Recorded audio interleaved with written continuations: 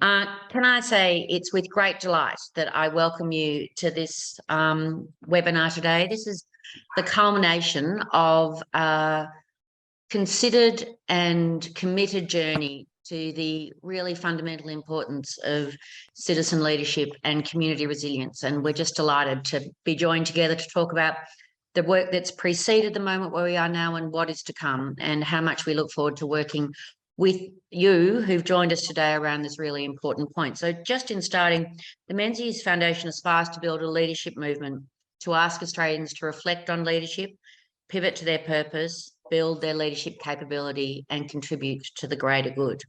And nothing is more important or lies at the heart of that aspiration than how we encourage citizens to step up into that leadership, those leadership opportunities, and to orient themselves to contributing to the greater good.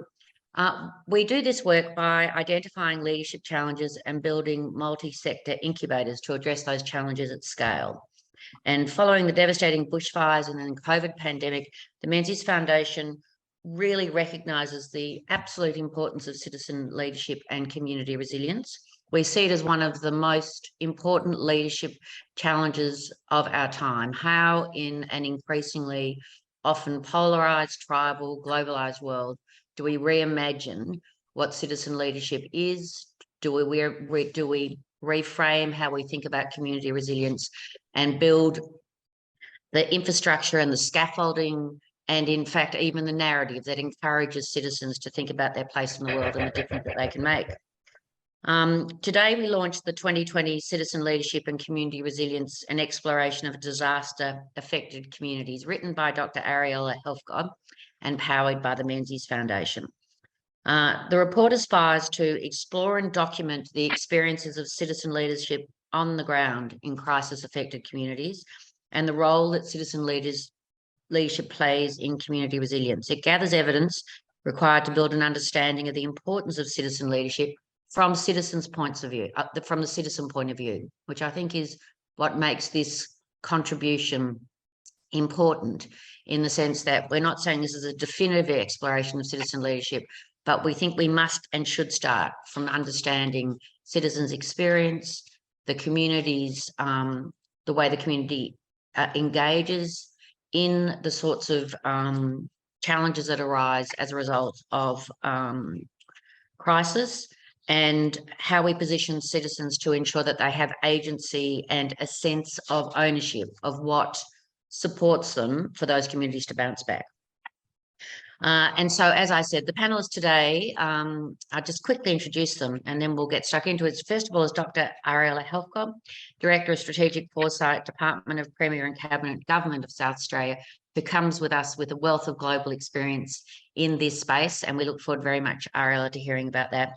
Sabrina Davis, from Humans of Kangaroo Island. I had the great fortune, Sabrina, of listening or capturing your story, and I have to say it was a very powerful insight into communities, and we so look forward to hearing from you and the amazing work that you've done following the bushfires at Kangaroo Island and the difference that you've made in your community.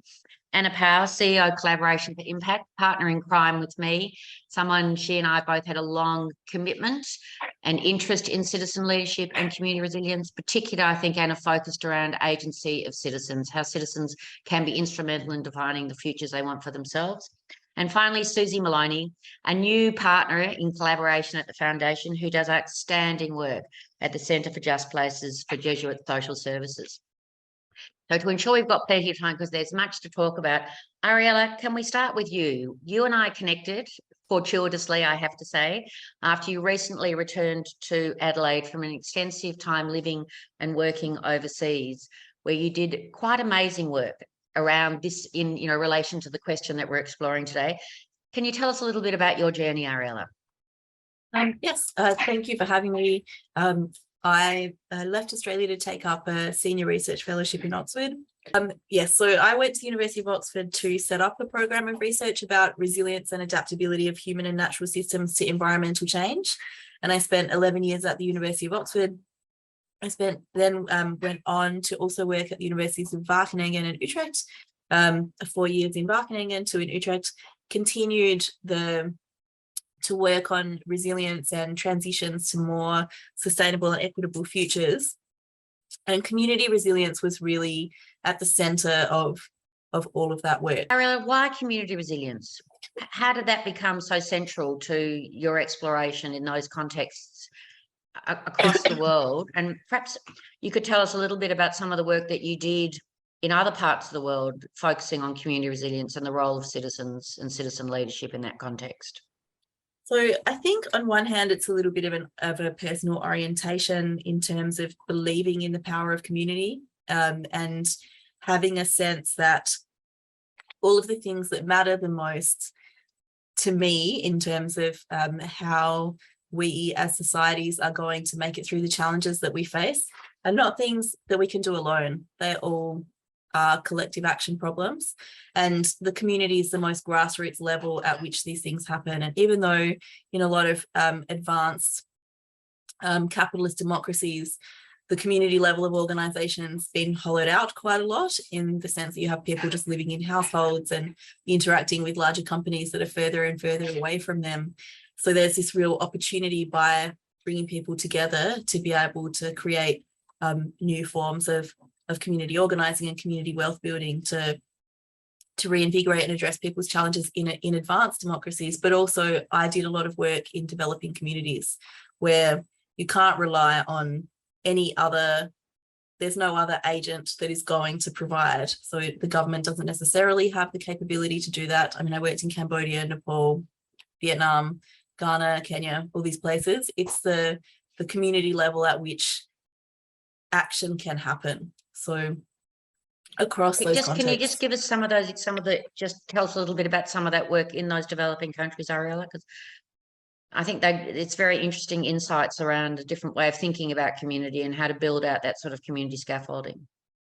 They're very diverse depending on what the project was. I mean, I could pick, for example, I worked with communities in Nepal to help them adapt to climate change, because the crops that they were growing are very close to the temperature thresholds that they're at, and they're having very different climatic conditions, and they needed to organize themselves to try to think about how they were going to cope and change and create a better future. So bringing communities together to have conversations about what type of future they would actually like for themselves and what that really looked like, and really flesh that out together. And then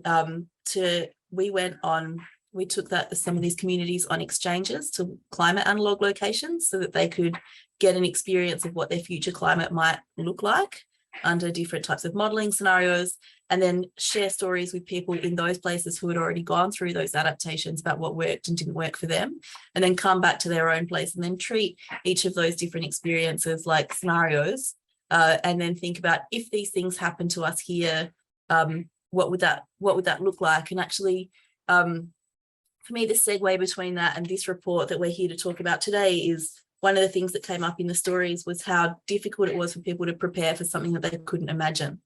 So actually, when I think back to that time in Nepal, we were already trying to help people imagine different futures and begin a process of adapting to that. And then we used processes of scenarios, visioning and backcasting together as whole communities to work out what it was that people wanted to do on their own terms. And we really only leveraged external capabilities and support on the community's own terms where and when they specifically said they wanted it, and really focused on making sure that the entire process was community-led and would build their capacity to solve their problems from the inside out, rather than, I had already learned lessons in the past from working with Engineers Without Borders as well, which I didn't mention in my history, but about the damage that can be done to communities if external solutions are imposed on them from outside.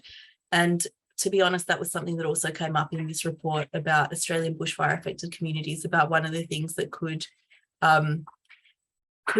dampen citizen leadership and community resilience was not getting the balance right between the need to leverage external support to deal with challenges without coming in on top of the capabilities and agency of the community itself. Ariella, one of the things that most excited about me when you and I first started talking about this was the methodology and the suggested approach for the way you garnered insights for this report. We've seen 1 million reports that are research reports, consultants reports, government reviews, a whole range of different things. But I think there was something particularly unique and important about the voice of the people in community. Can you tell us a little bit about the methodology and the approach that we used, and why stories and narratives are such a powerful opportunity to more deeply understand what's happening and glean insights in terms of ways we might think about moving forward collectively?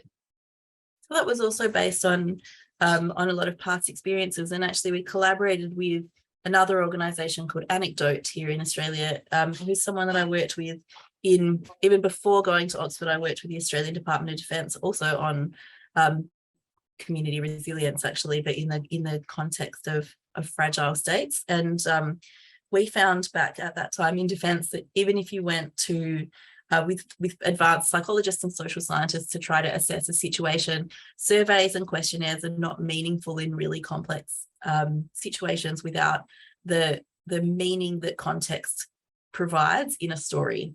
So if you were to just ask someone how they feel about their education system, is it good or bad, and they say bad, what does that even really mean? Whereas the story is going to give you all of the nuanced information in context and in people's own words. And from doing some pre-work for this project on the meaning of citizen leadership, there's clearly plenty of literature out there, and a lot of people have opinions about what citizen leadership is and what makes it. But what we wanted to do was take a really grounded approach and just collect stories from bushfire affected communities directly and let the meaning of citizen leadership emerge from that, and then compare what came out in a grounded sense with what was in the literature. And to be honest, it was quite different.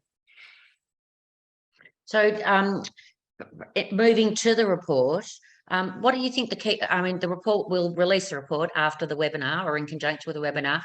But Ariella, in the sense of the work that you've done in the past, and this, as I said, this really alternative way of thinking about citizen agency, what are the key insights from the report you think that are most important that we share more broadly? So I think what came out of the shared sense making of all of the community members who were trained to collect stories and who collected stories, and then analyze what had come out of them, was that a citizen leader isn't even someone who would necessarily identify themselves as a citizen leader. Not someone who's gone into this with the perspective of I'm a leader, but rather a citizen leader was someone who was witness to something that they chose to step up and act to address, that they felt a sense of solidarity with those affected by the thing that they were taking action to address, that they were not an outsider. They weren't acting on the system to change it from the outside. They were just part of the system. They were part of what was happening. They were part of the community, part of the story, and not unaffected. So they were literally just people who were putting their shoulders to the wheel alongside others to step up and act because there was an action that was needed. It was just a very direct manifestation of compassion, but with this internal locus of control rather than necessarily an external source of authority to act, but like a sense of I need to act, I need to step up and do this. An internal locus of control to act on something they've witnessed and feel compassion, empathy, and solidarity with. I also think that the features of the characteristics that came out of the stories about citizen leaders are really important, because those are the things that you would really want to make sure that you built and to make sure that weren't destroyed in perhaps some of the more traditional approaches to leadership. So the main characteristics of citizen leaders were compassion and empathy, an ability to really listen, to feel connected to community and part of the story, not outside it, because it was that being part of the community and feeling like this is my community is what gives the authorization to say, I have the right to act because these are my people. That internal locus of control, they're also driven by community needs and not outside agendas or a sense of self-aggrandizement. And we're very action and impact oriented. They led with trust in both themselves and others. And they could step up in very small ways, like from very small to very large spheres of influence, and just moved by finding a way adaptively and flexibly throughout throughout all of that. Whereas the more managerial and bureaucratic approaches that were coming in tended to get in the way of those emergent features. I think those are probably the main messages, and that when external actors came in to help to make sure that rather than coming in on top of locals and leading directly, if those who are coming in to help affected communities could learn how to recognise and give space to and work with and empower those people who are stepping up as much as possible, that would be a very important message. I think, Ariella, though, the other thing that I think really came through in the report was how important it was that the preconditions for people feeling they had the agency to act existed prior to the event. So I think, I mean, I'd love to have a quick chat about the implications of that, because crisis magnifies the extent to which that exists in communities or not. And there are undoubtedly things that all those interested in community resilience can contribute to building the sort of infrastructure and, if you like, almost the nebulous points of connection that are so fundamental in times of crisis. Have you got any, what are your thoughts about that? Because I think that was one of the other really key platform or planks of the report. Yeah, absolutely. I think that really was that basically everything that we could do to invest in building community cohesion and building relationships, whether it was community spaces where people can gather, supporting groups, even shared community funds, supporting the existence of community cooperatives so that people already had established forms of shared decision making and democratic governance. Like, there was such a range of things, but everything that would build people's sense of belonging in and engagement with the broader community would be really helpful and would lay good foundations for people to feel a sense of being part of something when the situation was difficult. And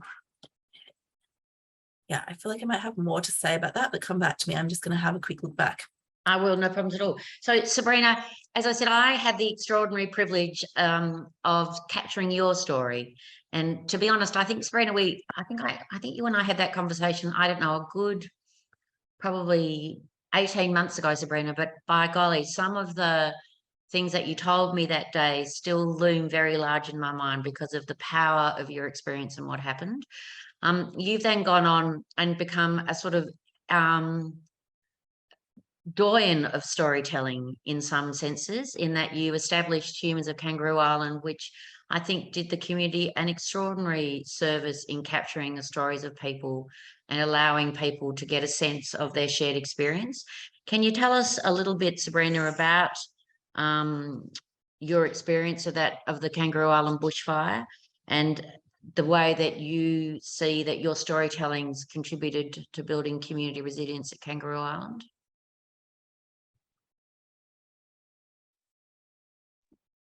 Here I am. Now you can hear me. Thank you for having me today.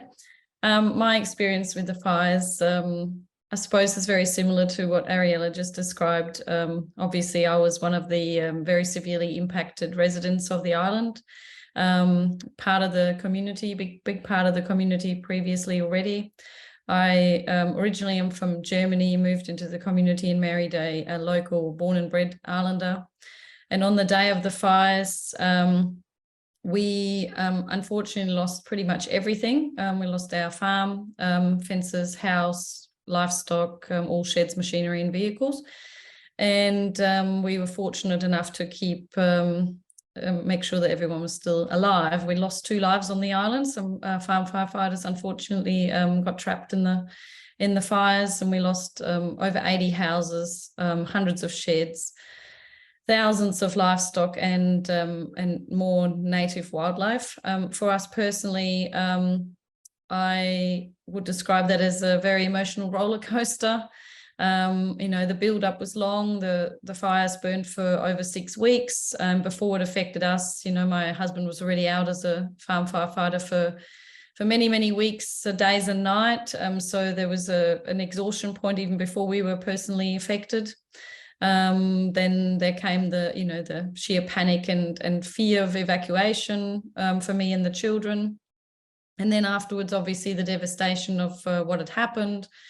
But then also the gratitude of what you still have or who you still have, which then moved to, for me, to the emotions of complete lack of vision for what the future might hold, and feeling a loss of identity and a lack of purpose, because I lost my home and the property I worked on next door. So I didn't have a job and a home, and didn't really feel any motivation apart from keeping a normal life for my children, which a normal life in a disaster is pretty hard to uphold.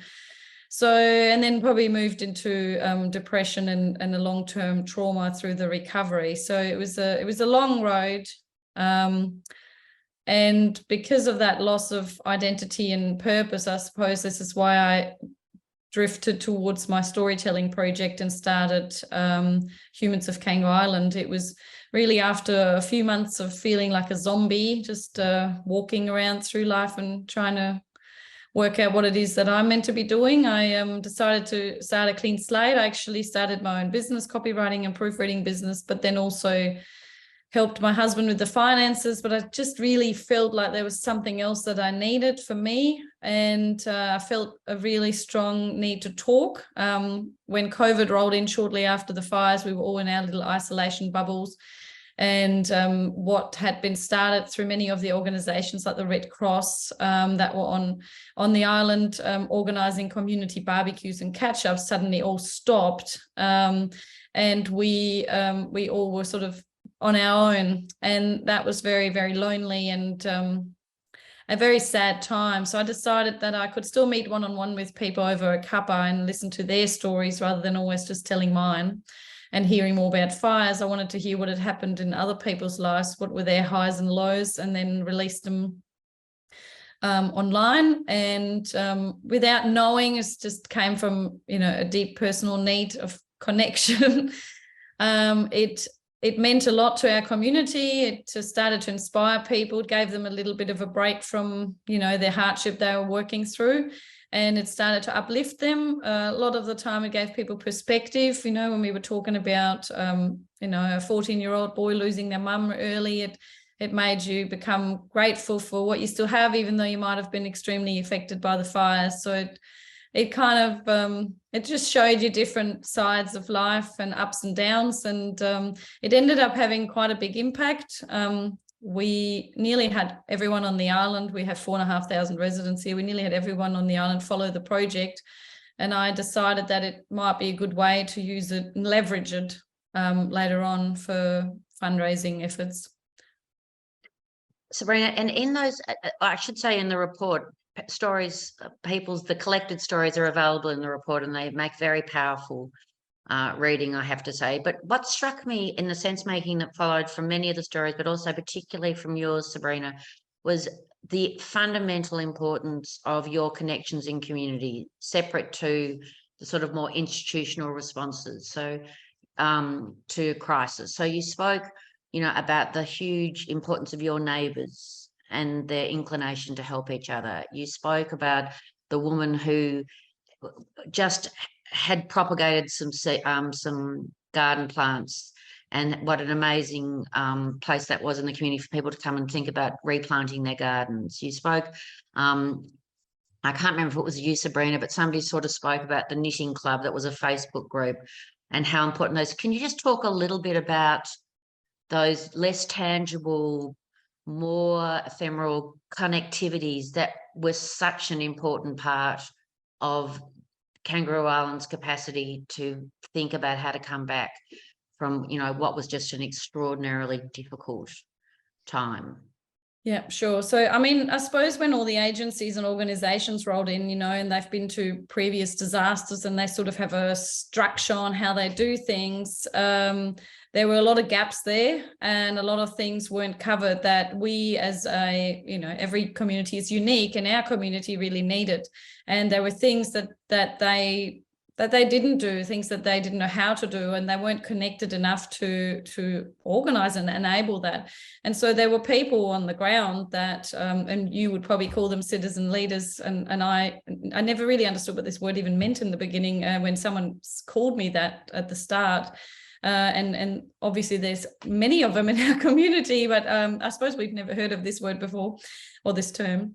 And so people just saw a need and no one else was doing it. There was no officials stepping in that were going to help. And so they either rallied other people together or they decided to do it on their own and just wanted to help. I think a lot of that had to do with, we keep saying on the island, even though not everyone was physically affected, we all still were affected. So in some sense, you know, that wanting to help because you know the fear and the panic and you had to evacuate many times. You might have not had the losses, but you still know what it felt like.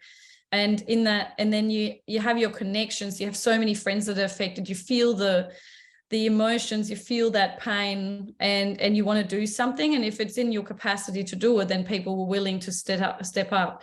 And like one of the ones mentioned, you know, she's loves gardening, and she just thought so many people lost their gardens, why don't I just build a community one? So she got all these people together, she got some support, she even got a media personality in that it works in you know, does gardening on TV, and ended up building us a couple of beautiful community gardens that I still use on a weekly basis now, 3 years later. And she, like you said, planted all these seeds, and she had people come to her house so that we could, you know, have a vision again. For many of us, that was, we were lacking that, you know, we had no one that could hold our hand and that could say, okay, this is what your recovery is going to look like and how long it's going to take. And I think a lot of us were very traumatized, and I'm one of them, about the length of recovery. You know, by the time I moved into my new house, which was 2.5 years after the fires, you know, I was absolutely exhausted, and I only just then started to grieve all the losses, you know, that we've had as a family and also as a community. And at that point, it's really great when there's other people that catch you with whatever they have organized, you know, let it be knitting clubs, community gardens, you know, there were so many things. There was a lady that organized pizza nights every Friday night because she thought that was a great way. She had a pizza oven outside, so she just, you know, roared that up every Friday night and invited everyone along, and there was no rules, you know, anyone could come and just chat.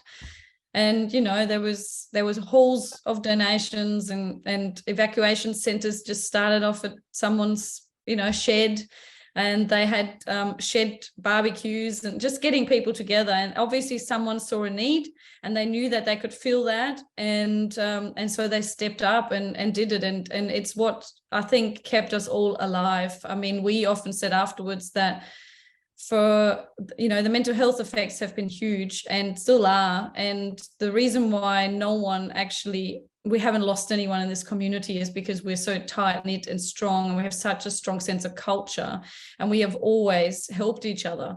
And like you said, looking over the fence to a neighbor, but doing that on a larger scale, you know, making sure that no one gets left behind. Serena, one of the things I also expressed in many of the stories, and certainly in your story, was how much appreciation you had for others coming in to help, and how that infrastructure was so important, but also how traumatizing it was to have to tell your story time and time again to different agencies to access that report, and how complicated it was in a time of trauma, complying with rules and regulations and paperwork and coordination. Can you just, in hindsight now, 2.5 years later, after you moved back into your house and all that involves, Serena, what would you take away from the experience of the people on Kangaroo Island about how we can think about more efficient and effective ways of supporting communities in crisis? Well, we were asked afterwards by the government officials what they could have done different, and some of them sat down with us and asked us in person, which I really appreciated, to have the opportunity to give feedback. And one of that was that I really hoped that in future disaster areas, it wouldn't just be a program that runs through everywhere. It needs to be a bit more personalized. And the thing is that for us, it means that community needs to be involved. Like, we need to be asked how we see our recovery happening. And yes, we do need the support and we need them to step in, but we need to do it our way, because every community is so different. And now lost track. What was the other question? Sorry.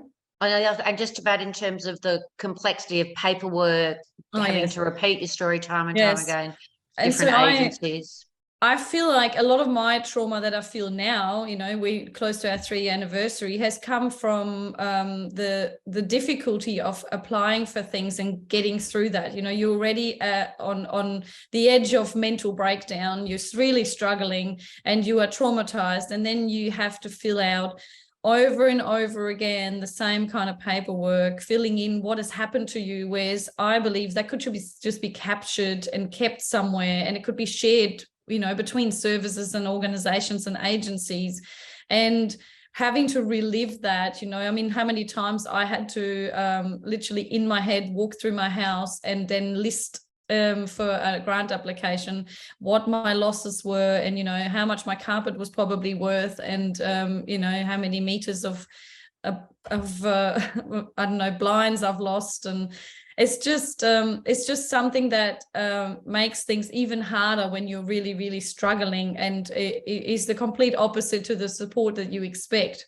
So if there was just a way of capturing, you know, your level of effectiveness, you know, the level of you know, how much the disaster has impacted your life, could be captured by one group, and then it can just be passed around, and then they might be able to tell you, oh, hey, here is something that you might be eligible for, and you only have to answer 2 other questions rather than going through the whole process over and over again. And to me personally, I think that's taken a big toll on me over time, having to do it over and over. One of the other things that really came through, and Ariel, I'm going to come back to you before we move on to talking to Anna and Susie about what's to follow. But one other thing that struck me as hugely powerful, Sabrina, was this need for a narrative about hope, that the community, this sense that community had, it was so important that the community itself felt hope about what the future might look like. And that had to be something that came from the community. Do you have anything to add before I go back to Ariella about her reflections on the comments that you've made about the importance of that sense of hope? It's sort of, to me, if the community has a sense of connectedness, if those in communities, in all, you know, business, citizens, government, all had a more comprehensive view of how to build that sort of safety net, resilience, connectedness, before that narrative of hope would exist and continue. Have you got any thoughts about how important that is, that community have a sense, a strength of themselves, you know, how fundamental that is to what future looks like in dealing with challenges and crises? Oh, I believe it's what gets you through. I mean, we in every conversation that we have had with anyone over a barbecue or in a shed or at a you know, set up a buy an organization catch up, the importance of sharing you know, previous disasters, let them call. You know, we've had fires here before, and it was important that we discuss that they might not have been as bad, but they were also terrible, and we have overcome that, you know. So people have had lived experience previously, and they now give us hope that we will be able to overcome this too. You know, there are things that they have lived through, hardship, personal tragedies, and it is tough at the time, but there is plenty of support, and this community is strong enough to do this. And through our story sharing and storytelling, we have been able to, and the many activities we've had where we catch up, let it be at gardens or sheds or wherever, having that ongoing conversation about it has helped us keep that hope. And I think, I mean, without that, how are you gonna get through you know, probably it's a decade-long recovery process for us. I would think, and you need a lot of mental strength when you're trying to get through a workload that doesn't seem to get any smaller. It just, the list just keeps going. So you need to have that to keep yourself on top. Ariel, have you got anything? I mean, it's just, Sabrina, we're so grateful you're here. It just makes so powerful. The stories are so powerful in terms of, I think, emphasising ways that we can think about how better to prepare communities in these sorts of circumstances. Is there anything else, Ariel, you want to add before I move to Anna? Well, on the hope topic, I think, there's three components of hope, and it's the ability to imagine a better future that you really want for yourself, the ability to be able to figure out a pathway towards that, and that's also a process that can be supported, and then a sense of the agency to act, to take the steps along that path to work towards that future that you want, even if it takes a long time. And there is something called the Stockdale paradox, which is about how sometimes in order to have hope, you need to really confront very brutal truths. But that first stage of confronting the brutal truths of the reality that you're in, including these things that Sabrina was saying, like, yes, it's going to be a 10-year process, but we have this unrelenting hope and belief in our capabilities as families, as communities, to get there and to create the future that we want. I think those are the pieces of the puzzle, and there's so much in there that can be supported. On the topic that we were on before in terms of building the community cohesion, I feel like that's consistent with the comment that I heard coming into the chat about supporting community health services, supporting all of the different types of community groups and community houses that exist. I think one of the things that's interesting in that, though, is this sense of joined up. Yeah. So one of the themes in the report was really people operating in silos. Those that came in to help worked in their bubble. Other bits of community infrastructure worked in their bubble, but really the thing that generated communities' capacity to feel a sense of hope even in crisis, the things that really pulled the community together, that provided the foundation, went beyond the silos. Ariella, was one of the things that really struck me, that the relationship between the sort of institutional constructs and the people was something that we need to think about more deeply in terms of how we build connectivity and agency in those contexts, I think. Yeah, because people themselves, the community members that are trying to build bridges across all of these things, don't have to fit within those silos. They're just people that are facing everything all at once. In any case, I remember the point that I had wanted to make before about the community cohesion was essentially that one thing that was universal across the stories was the emergent nature of citizen leadership, in the sense that yes, because these people weren't necessarily identifying as citizen leaders or having, as Sabrina said, even heard of the term beforehand, but people stepped up and also stepped back as needed, because sometimes people get exhausted. So rather than thinking in advance, you can identify and grow citizen leaders, what you're actually trying to do is support the enabling conditions for emergent citizen leaders to step up and step back as they need to. And that comes from all the different ways that you can support hope and agency, community cohesion, sense of connection, and building bridges across silos and a sense of agency to be able to work across those things. I think that's an excellent segue to you, Anna. As I said, the Menzies Foundation's commitment to this work is really because of our increasing awareness of just how powerful citizen agency is. I agree, Ariella, leadership might be a misnomer, because it's people doing in small and large ways, stepping up. In the Menzies Foundation's context around, we really encourage people to want to contribute to the greater good, to understand our collective responsibility to each other, to find new ways of working across the silos. So it gives me great delight to introduce Anna Powell, who's CEO of Collaboration for Impact, and who has a strong commitment to community resilience and has done work for a number of years in this space herself. I'm interested, Anna, from the reflections on the report and the fact that it had a particular lens on initially the bushfires and then sort of pandemic and crisis more generally. I'm interested in, from your perspective, what do you think are the most important tenets of community resilience? Thanks, Liz, and wonderful to be here, part of this conversation. And I tracked through some of this research as it was going. So, and it's going to be as timely as ever and relevant as we move forward. From the time that this research kicked off to now, the shocks and the disasters have continued. In fact, I think The idea of being in a long emergency is very much felt by many. It's no longer theoretical. Look, we approach this from, the perspective of equity, and I think that's relevant as a segue from what you were just talking about around the silos and the importance of joining up. So really, to create community resilience, we need more equitable systems, and ones that centre community. And connected citizens are a real anchor for that. So saying that another way, a system really isn't a system, and a community isn't really a community unless there's equity.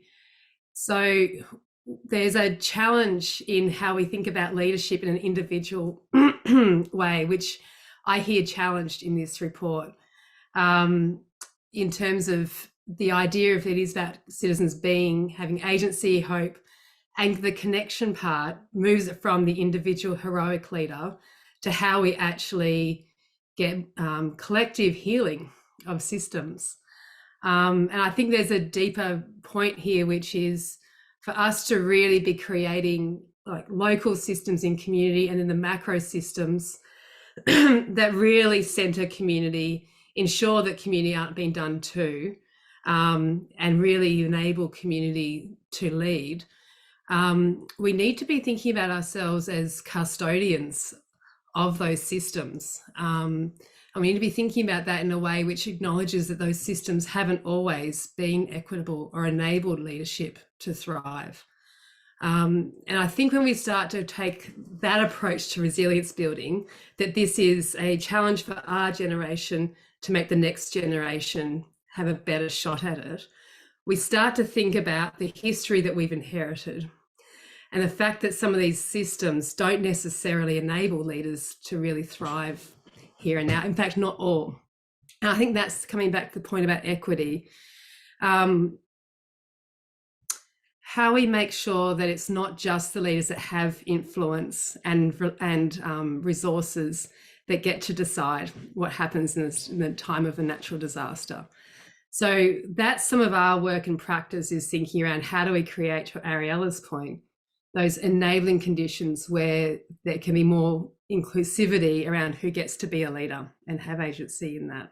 And Anna, can you give us some illustrations of what you're uncovering in your work in that regard? Because I actually think, to be honest, that's really what I've learned from the report. Do you know what I mean? That it's about enabling conditions and not necessarily thinking about them in a rigid way, but having much more breadth and depth to truly unpack what community is and what, what are the things that we need to instill or to build or to facilitate or to support in communities that build out this sort of, enabling environment where community agency can be present, and where communities have a voice and are instrumental in their futures. Tell us some work that you're doing in that regard, Anna. Tell us about some work. Happy to. There's three key things. First of all, it reminds me of a story. I was in a regional community last year who were strongly affected by the pandemic, really isolated at the time. And the community leaders, a group of them, said there's government, from all levels of government, there was philanthropy there were corporates, there were service providers, had all come in to do a learning circle around what are we noticing around how we're strengthening community resilience here. So all the planes have come in, people are sitting in a room and talking about communities being other. And actually the community leaders stood up and they said, if you keep referring to us as separate, then we're not actually going to be creating equity here or inclusivity. That we're all here to make this place more resilient, and we all have our part to play in that. And so the real invitation there from the community was saying to everyone who doesn't necessarily live there but has a stake in the resilience of that community, the invitation was to belong and to connect in a way that is anchored in the context and the history of that place. So when I think about that invitation, I think about what are the enabling conditions that created even that invitation, that created the mindset of those leaders to say it's not us and them. We're not seeing you as government as other. We're seeing you as part of our journey. But we need you to shift how you use your power when you show up here. So some of those enabling conditions, that's the work that is long term, and does require investment in, I think it's the connective tissue really that builds relationship between individual community members, between the services that sometimes people from services live there, but they're wearing multiple hats. Builds the connective tissue, not just between the community and services, but between services, and builds the connective tissue with government and other powerful institutions that are going to be making decisions often removed from a community. But if they're more connected, here's the invitation, if they're more connected, they can be more accountable to community. So some of those things that we're seeing, and there are different models of looking at this. You know, some people who are listening here might be familiar with thinking about this through, you know, principles of collective impact, community organising. There's a whole range of models I think is, you know, a field we'll benefit from continuing to learn from, and learn from how they're not just about social change or ecological change, but how it's actually about truly transforming systems that bring people and country together. So I think there are lots of models, there's lots of evidence for it. For us, we're looking at this particularly around place-based change in ways that centre community leadership, and looking at how we can do that. I mean, we're in partnership with a number of communities across the country. Many of them identify as being part of a movement which is called Change Fest. And more recently, in recent years, there's a real understanding that creating change in place is important, but it's not sufficient, that we do need that to be connected up to wider systemic change, as I said, often with decision makers, power holders that aren't located in place.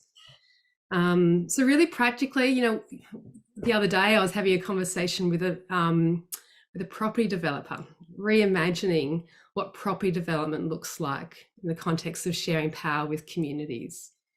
And so I think it's a really interesting example. So just can you provide, is there one or two tangible examples of where you've seen that power shift and the importance of it? Can you just give us some, you know, one or two examples of where you've seen and the difference that that's made?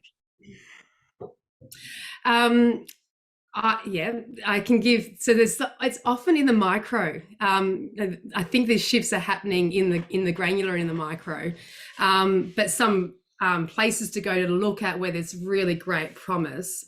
You know, there's the work that's happening in local place in Burke with the Maranoka change process. You know, Burnie Works is another great example in place-based change, which are really coordinating and activating a local movement and enabling services to come in behind that and align their priorities behind community agendas for change. So some of those initiatives are worth looking at. And, you know, Australia is as on the edge of innovation as any other country is in this. When I talk to colleagues in Canada, North America, UK, you know, what we're doing, our practice here of working systemically in place and connecting that up, particularly through collaborative models, is as interesting. In fact, what's particularly interesting is when we're starting to really centre the work of power sharing between First Nations and other Australians in that work. That's looking really interesting to your question, Liz. An example. So take Burnie. What are the things that have happened in Burnie that have created that shift? What are the four things that the four most important things that have moved the community from a narrative that's more focused on alignment and connectivity? How did that, for the people listening, what were the four main important things that created that opportunity or created that platform? Look, for the Burnie story, and I really want to emphasize there are other models of change. For the Burnie story, one thing is they call them the important infrastructure of a backbone. So that is an authorised group of people. Initially, it was incubated by local council, but a backbone team that have the resources and the authorisation from community and other decision makers to be leading the work of the connective tissue, the mobilising of communities, the bringing together of key decision makers around issues that are of importance to the community. So very practically what they do is they convene a group around, you know, employment outcomes with and for the people of Burnie. And to zero in on that, that's a really interesting one, because what they've got there are employment services who are, have incentives built into their contracts to compete. They have those employment services sitting around a table and have been doing this for years. So the relationship between the services is strong. They break rules between each other to centre what's best for the community. So they will share information. They will make sure that the decisions they're making are for what's best for that job seeker or the community, whilst basically trying to, work with the current paradigm that they're in, the structures they're in. That was really important for Burnie when the pandemic happened and they were literally isolated at a point in time. So other services couldn't get there. So they had to use the social infrastructure that was already built in the community in order to be able to get the services out there, and the resources out there to the citizens who were literally cut off. So it's partly of this, what's interesting is when we have the long-term commitment to building resilience in ways that have the community-led governance, leadership, anchored in context, truly inclusive systems, then there's the infrastructure in place for when we have disasters or shocks that we hadn't predicted. It meant that with a response in the pandemic in Burnie, they were able to think about that from an equity lens rather than just who already had access and connections for that. Or rather, Anna, than just having the only responses to the immediate. You're saying that the history of that provided a context in which to work more constructively, more positively for the community, to give the community more access to opportunities to imagine its own future. Is that what you mean? That these preconditions are fundamental? It's part, it's also, when you think about it, usually the same types of people get access to the resources and to the platform to speak out or to the support that's coming in. So it's ensuring that everyone has equitable access and agency to it as well, and particularly First Nations peoples, that we are actually doing this in a way that centres First Nations leadership in these responses. Again, that's not a given. And unless we have redesigned the systems, the structures, the governance and decision-making, the mindsets that we need to have for how change happens, when we respond, we risk perpetuating the status quo of how it currently is. And that's what I think is really interesting about some of these different models of how we're building like that intangible infrastructure for community resilience, is so that we are ready for that, so we don't reinforce the status quo and perpetuate inequality when disasters strike. So one of the outcomes of this report is the Foundation's, as I said, ongoing commitment to deeper understanding of this way of thinking and working with community.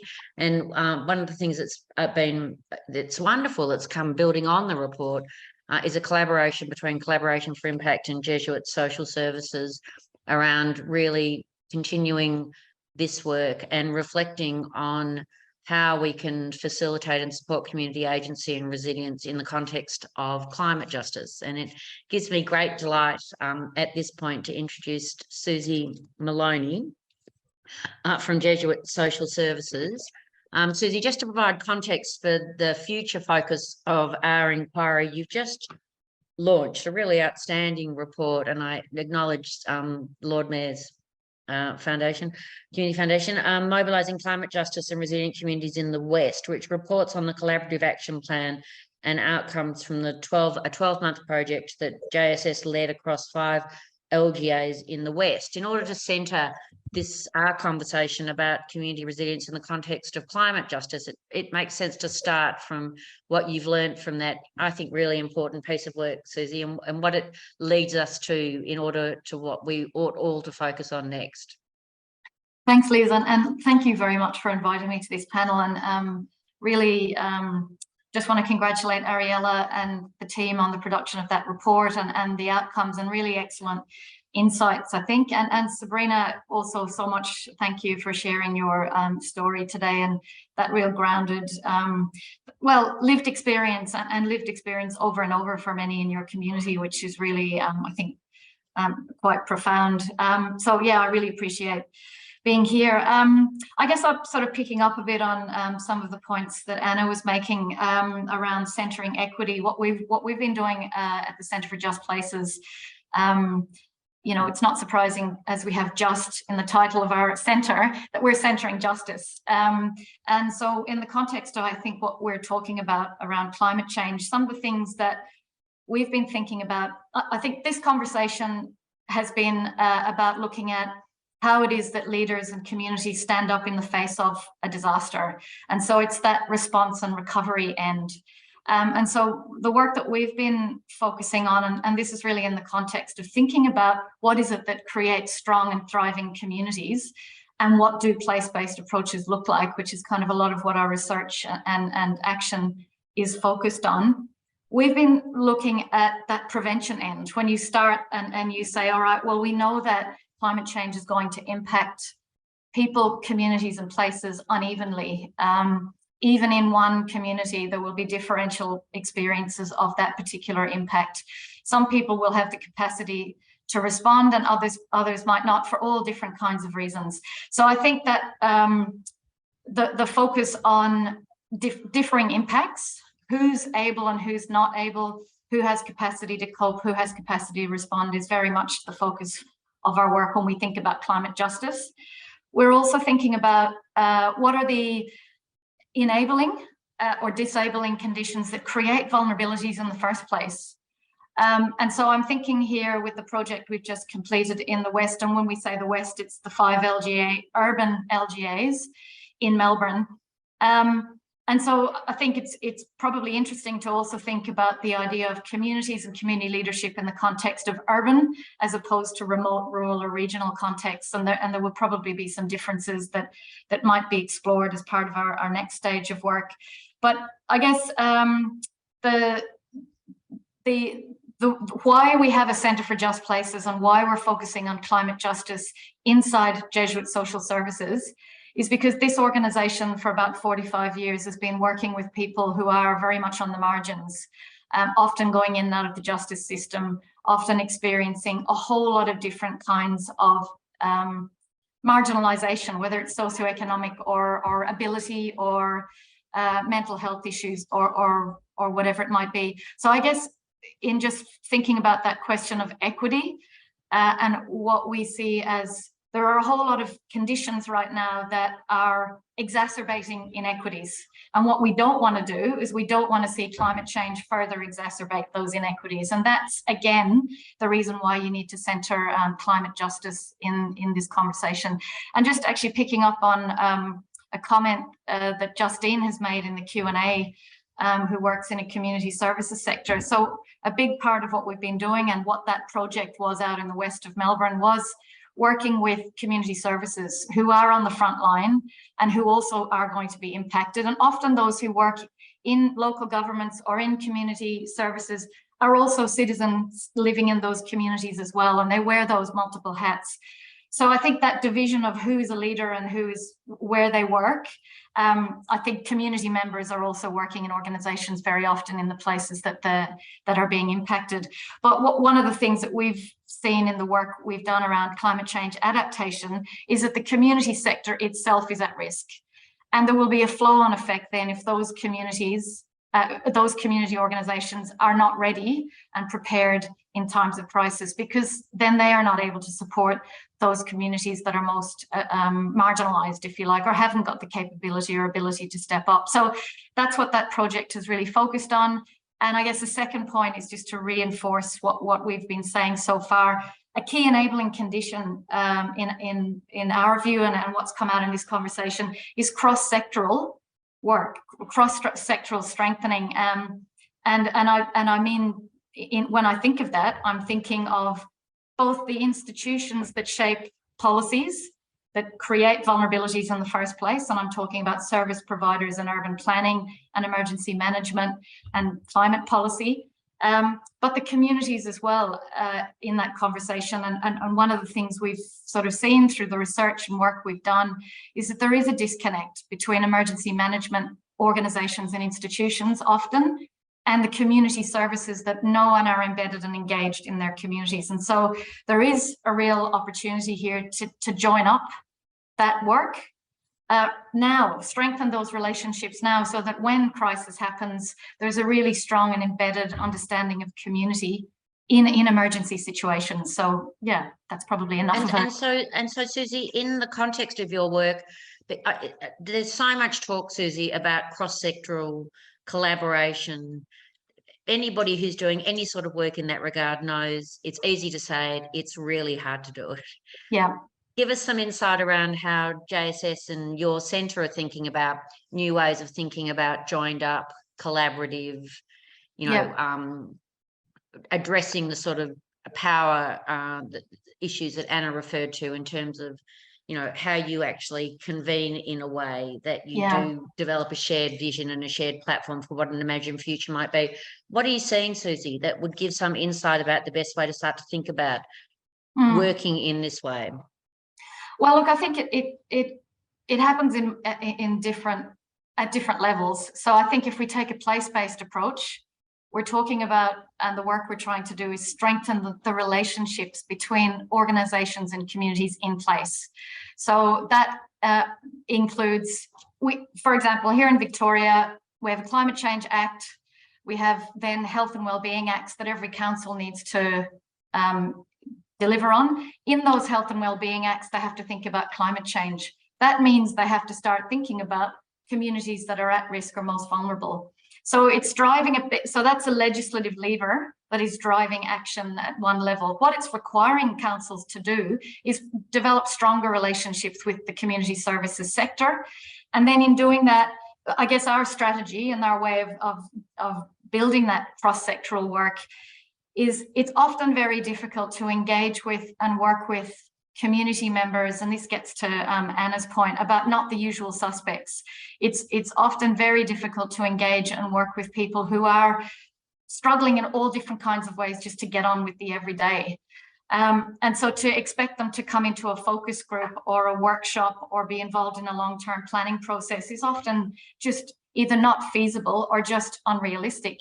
So one of the things that we do, and this is really about sitting inside a community service organisation where we deliver a lot of services to a whole lot of communities in Victoria and Western Sydney in the Northern Territory, is that we know that community organisations, and I'm thinking here like neighbourhood houses, I'm thinking about community social workers working in different organisations, they're very much connected to their communities, and they do understand a whole range of challenges that people face.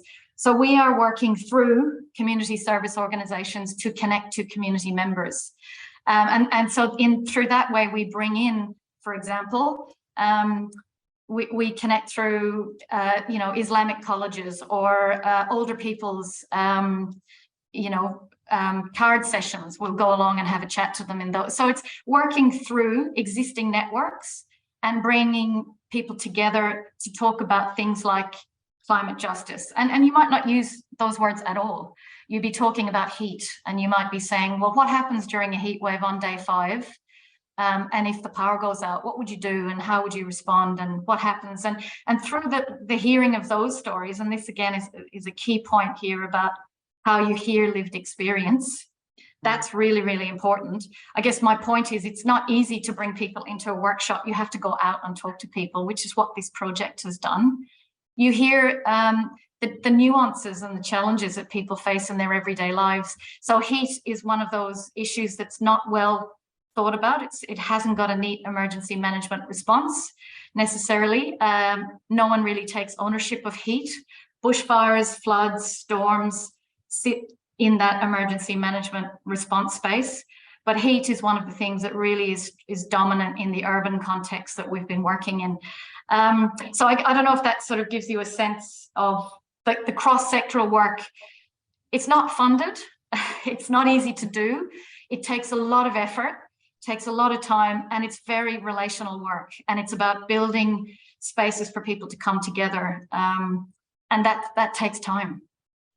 Ariella, one of my great hopes is over time, you and I find a way to do some work because I think another incredibly important tool is this, the work that you're currently doing, which you might tell us a little bit about. One of the things that really struck me in the report, Sabrina, I can't remember if it was you or one of your fellow storytellers told, was how it doesn't matter how prepared you are, or it doesn't matter how much work you do on asking people to protect or ready their house for fire, or whatever the situation is. The bottom line is that when you find yourself in it, it exceeds any capacity to actually be logical about what step you need to do next. And Ariella, you and I've had some conversations about how important scenario planning and gamification and other things are in providing a way for communities, institutions, all different players in this cross-section sector milieu of what makes up a community may have opportunities to come together to build out the frameworks or the platforms from which to imagine a more joined up collective future. Can you just tell us a little bit about that, Ariella, and the work that you're doing around that? Because I think that's a potentially very powerful contribution to the way communities may find, the best way to develop solutions for themselves. Yeah, I mean, the use of immersive scenario planning works from individual through household, community, all the way up to international scales, and that's been a big part of my work at all of those levels. And at the moment, I find myself at the state government level in a central government agency doing a lot of the joining up of work across agencies by which seem to be relevant to the points that Anna and Susie were making about joining things up. I bring all these people together and we do big scenario activities about certain issues, whether it is how climate impacts or the race to net zero might play out in South Australia, or what our future green economy might look like, or what the future of Greater Adelaide might be if we don't have any private cars anymore and everyone just has autonomous vehicles. Like, we could literally do it about any topic, but for any of these things, there are lots of different ways they could play out. But by bringing together all of these different agencies and doing this shared exploration of multiple different futures that really pin down the edges of the board in terms of what everyone thinks is possible, it puts us all on the same page a bit more, and then we'll do some work to then create a shared vision of a desirable future. And then even without any kind of top-down management across agencies, people are working towards the same thing, and we've got a more coherent set of foundational assumptions about what's going on. But aside from that, as a coherent, joined up across government agencies approach, also one thing that continuously comes out is when people find themselves in situations, there were reports post-pandemic of people in different agencies saying the fact that we had role played through a pandemic exercise meant that when it happened, rather than just being completely lost and not being able to think properly about what we should do, there was a familiarity. I mean, there's lots of research that shows that basically when you try to imagine the future, the same parts of your brain light up as when you're recalling memories. So when we're doing scenarios, we're essentially creating memories of the future, so that when you find and if you can create lots of different ones, you can build resilience and adaptive capacity, so that when you find yourself in a different situation that's not just a continuation of the current status quo, you're more likely to be able to think about how to act in those situations. And sort of on the level of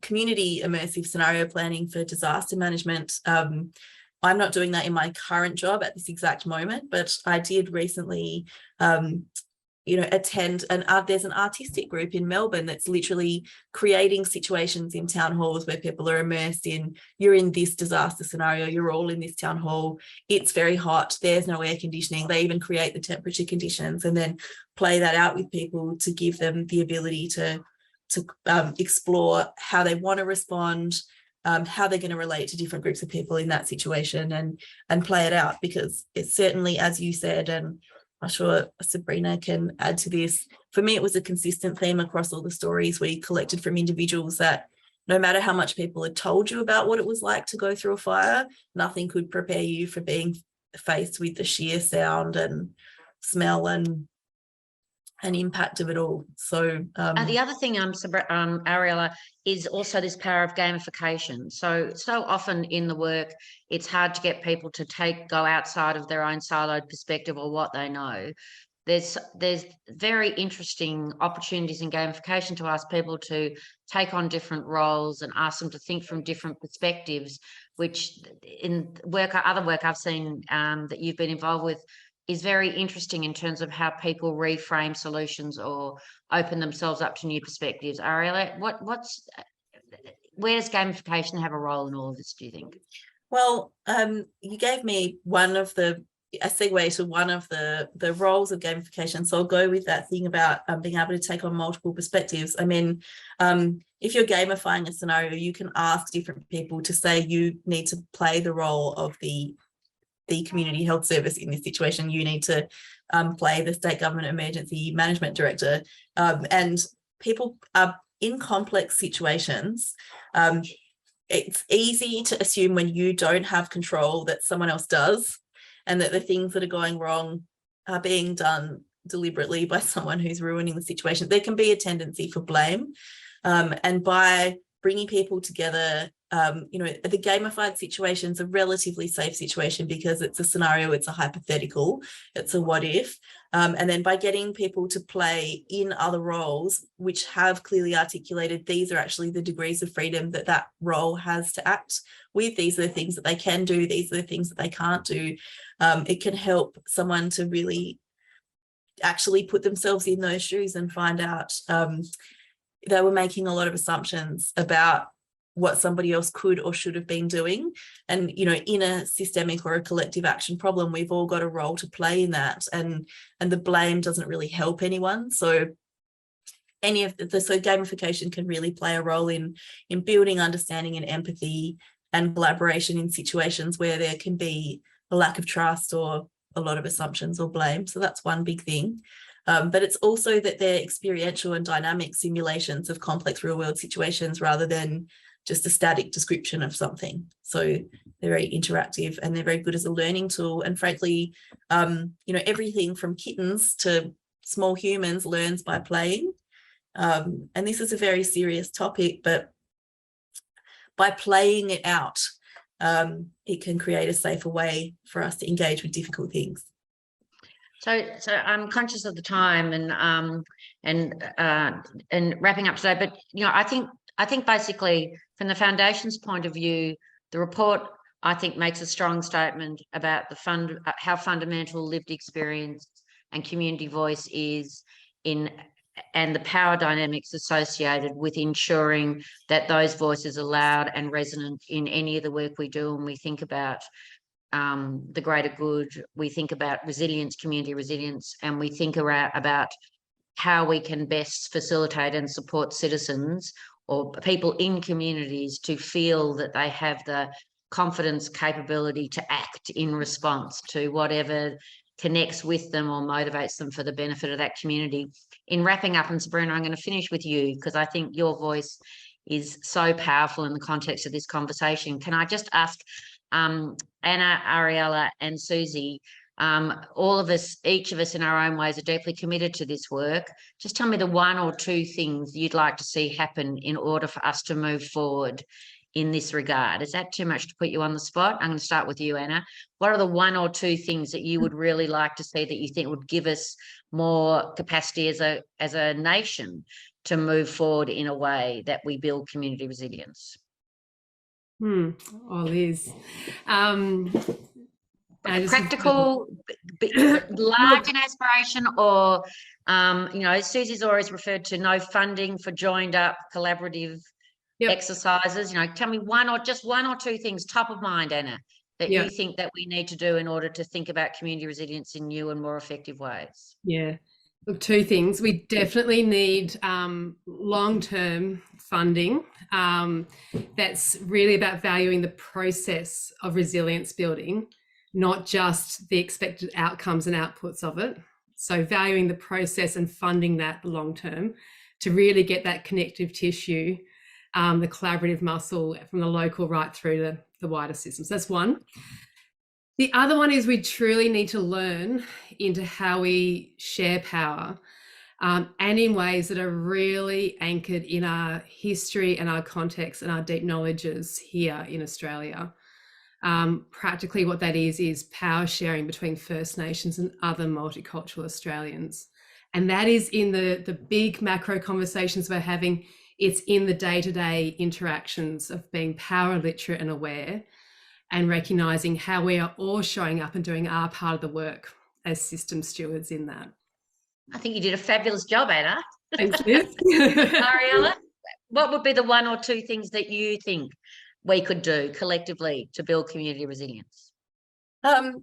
I think we can afford to be more experimental rather than just thinking that there's one right answer, you know, and really make space for lots of learning together. And with all the things that Anna and Susie have said about equity, I think we need to be experimenting with really new business models, governance models, and ownership models that really model what we're saying about equity, because there's not really enough of that at the moment to make that power sharing real. Susie? Oh, well, it's lovely that you had Anna and Ariella go before me, Liz, because they've kind of nailed it quite nicely. So I think for us, really driving the narrative that social justice and ecological justice are connected and that we can't separate, and you know, economic justice, you can't separate them, and that when we bring that into the conversation about climate change, that means that we can't sort of atomize the way we respond to it as being, let's do mitigation and let's do adaptation and let's do emergency management over here. So I think it's the fact that we have to work across a whole lot of different spaces.